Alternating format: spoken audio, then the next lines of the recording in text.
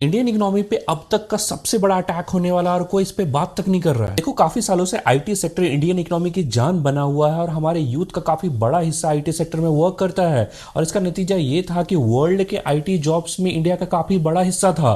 लेकिन इंडिया का dark truth ये भी है कि हमारे देश में जितना भी आईटी जॉब्स है वो काफी लो स्किल्स है, जैसे कि मैनुअल टेस्टिंग हो गया, बेसिक कोडिंग हो गया और जो भी मेंटेनेंस और बीपीओ का काम होता है। बट अब एआई आ गया और एआई सबसे पहले इन्हीं लो स्किल्स जॉब को कट डाउन कर रहा है, क्योंकि एआई सबसे इजीली इस काम को कर सकता है और काफी कम टाइम में और काफी कम कॉस्ट में ये काम को कर रहा है। देखो इससे पहले क्या होता था कि यूके और यूएस में जितनी भी बड़ी बड़ी फर्म्स थे वो अपने देश से लो स्किल्स वर्कर नहीं हायर करते थे, वो इंडिया को काम देते थे। इंडिया के companies TCS, Wipro, HCL, Infosys जैसे कंपनी को काम देते थे कि आप मेरा प्रोजेक्ट को कंप्लीट कर दो।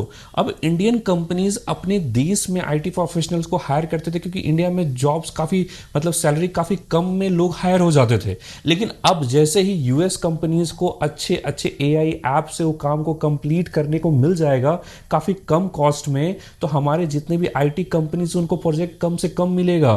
तो उसका नतीजा ये होगा कि इंडियन सेक्टर्स में, इंडियन आईटी सेक्टर में कम से कम हायरिंग होगा और जो ऑलरेडी जॉब्स है उसका कट डाउन भी काफी तेजी से होगा। देखो सबसे खतरनाक बात यह है कि हमारे देश एक कंजम्पशन इकोनॉमी है और सबसे ज्यादा रेगुलर कंजम्पशन मिडिल क्लास करता है और मिडिल क्लास ज्यादा से ज्यादा आईटी सेक्टर में ही, चाहे डायरेक्टली हो और इनडायरेक्टली हो, आईटी सेक्टर में ही एम्प्लॉयड है।